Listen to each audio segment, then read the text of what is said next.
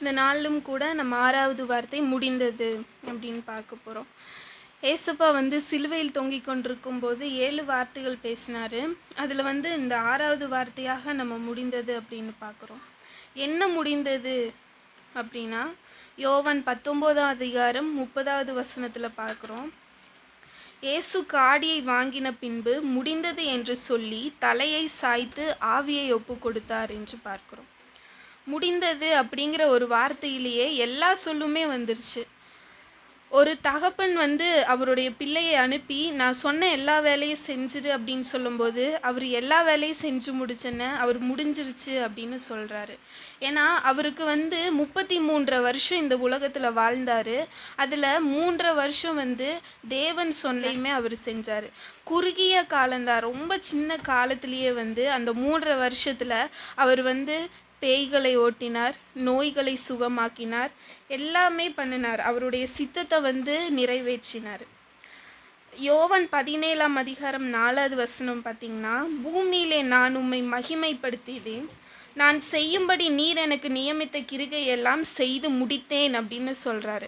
அவர் சொன்ன எல்லாத்தையுமே அவர் செஞ்சு முடித்தேன் அப்படின்னு சொல்லி அந்த வானத்துக்கும் பூமிக்கும் நடுவில் நின்று பிதாகிட்ட ஏசப்பா பேசுகிறாரு. கர்த்தாவே, நீங்கள் சொன்ன எல்லா வார்த்தையுமே நான் செய்து முடிச்சிட்டேன் அப்படின்னு சொல்கிறாரு. நம்ம இந்த மனுஷனாக இருக்கிறோம், நம்ம எல்லாமே நம்ம முடிச்சிட்டோம் அப்படின்னு யாருனாலையும் நம்மளால் சொல்ல முடியாது. ஏன்னா நம்ம மனிதர்கள். ஆனால் தேவன் மனிதராக பிறந்து பிதாவிட்ட சொல்கிறாரு, ஆண்டவரே நான் எல்லாமே செஞ்சு முடிச்சிட்டேன் அப்படின்னு சொல்கிறாரு. அப்புறம் கெத்செமனே தோட்டத்தில் தேவன் ஜெபம் பண்ணிட்டு இருக்கும்போது மத்தேயு 26ஆம் அதிகாரத்தில் 39வது வசனம் பார்த்தீங்க அப்படின்னா, சற்று அப்புறம் போய் முகங்குப்புற விழுந்து, என் பிதாவே, இந்த பாத்திரம் என்னை விட்டு நீங்க கூடுமானால் நீங்கும்படி செய்யும், ஆகிலும் என் சித்தத்தின்படி அல்ல உம்முடைய சித்தத்தின்படியே ஆகக்கடவது என்று ஜெபித்தார். இந்த பாத்திரம் நீங்க கூடுமானால் நீங்க கூடும் அப்படின்னு சொல்கிறாரு. அப்போ பிதாவை அப்போ கூட பார்த்தீங்கன்னா உம்முடைய சித்தத்தின்படி ஆக கடவுது அப்படின்னு சொல்கிறாரு. அதே வசனம் 42வது வசனத்தில் பார்த்தீங்கன்னா அப்படியே தான் சித்தத்தின்படி ஆக கடவுது அப்படின்னு சொல்கிறாரு. 44வது வசனத்துலேயும் அப்படி தான் சொல்கிறாரு. அப்போ ஏசப்பா இந்த பூமியில் வாழும் பொழுது பிதாவுடைய சித்தத்தை நிறைவேற்றுவராக இந்த பூமியில் வாழ்ந்தார். இப்படியாக 3 டைம் சொல்கிறாரு, பிதாவே உம்முடைய சித்தத்தின்படி ஆக கடவுது, உம்முடைய சித்தத்தின்படி ஆக கடவுது அப்படின்னு சொல்கிறாங்க. முடிந்தது என்றால் ஒரு வேலையை எல்லாமே செஞ்சு முடிச்சாதான் முடிஞ்சிச்சு அப்படின்னே சொல்ல முடியும். ஆதியாகமத்தில் 2ஆம் அதிகாரம் 2வது வசனத்தில் பார்த்தீங்கன்னா, அவர் இந்த உலகத்தை படைத்து முடிச்சன முடிந்தது அப்படின்னு சொல்கிறாரு.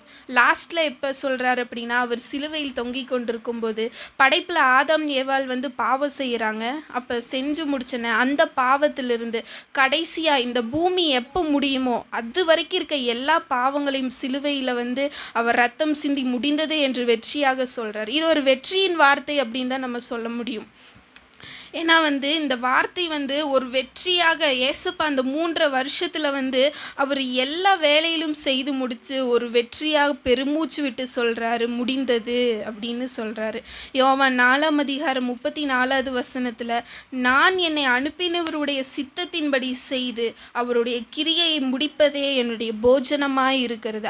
அப்போ அவருடைய போஜனமே என்ன அப்படின்னா, அவருடைய பரிசுத்த அந்த கிரியை முடிப்பது தான் அவருடைய போஜனமாக இருக்கிறது அப்படின்னு பார்க்குறோம். அவருடைய சித்தத்தை ஆண்டவர் அப்படியே நிறைவேற்றினார். பிதா எதுக்கு இந்த பூமிக்கு அனுப்புனாரோ அதன்படி அப்படியே ஃபுல்லாகவே அதன்படி தான் அவர் செய்து முடிச்சிட்டாரு அப்படின்னு பார்க்குறோம்.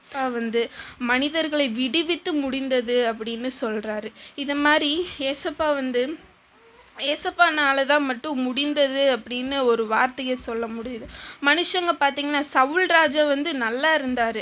ஆனால் அவர் முடிவில் அவரால் சரியாக ஒரு இதாக நிற்க முடியல. அப்புறம் சாலமோன் பார்த்திங்கன்னா ஞானமாக இருந்தார். ஆனால் சபையை கட்ட அவரால் சரியாக முடிக்க முடியல.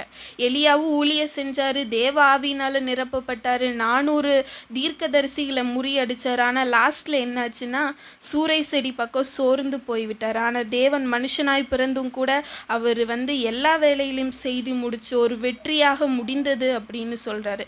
தேவ வாக்கியம் என்ன சொல்லப்பட்டுச்சோ அது எல்லாமே முடிஞ்சது. ஏன்னா ஏசப்பா பிறந்த உடனே அவரை வந்து பேர் வைக்கும்படியாக அந்த தேவாலயத்துக்கு கூட்டிகிட்டு போகும்போது அங்கே சொல்கிறாங்க, வேத வாக்கியத்தில் என்ன சொல்லியிருக்காரோ அதன் மாதிரி இவர் பிறந்துட்டாரு அப்படின்னு சொல்கிறாங்க. லாஸ்ட்டு வரைக்கும் வேத வாக்கியத்தில் இவர் எப்படி இருப்பாருன்னு என்னென்ன எழுதியிருந்துச்சோ அது எல்லாமே நிறைவேறும்படியாக நடந்துச்சு. பழைய காலத்தில் வந்து என்ன பண்ணுவாங்க அப்படின்னா, ஒரு பாவம் செஞ்சுட்டா ஒரு ஆட்டையோ மாட்டையோ பலி செலுத்துவாங்க. ஆனால் அந்த புதிய ஏற்பாட்டிலேருந்து இந்த புதிய காலத்திலிருந்து நம்ம பார்க்குறோம், தேவன் நமக்காக பலியானார். தேவன் நமக்காக பலியாகி இரத்தத்தை சிந்தி முடிந்தது என்றார். இது ஒரு வெற்றியின் வார்த்தையா இருக்குது. ஏசப்பா வந்து இந்த 3 கால வருஷத்துல வந்து அவருடைய ஊழியை செய்து அவர் சிலுவையில் தொங்கிக் கொண்டு முடிந்தது என்றார். நாம் ஜெபிப்போம்.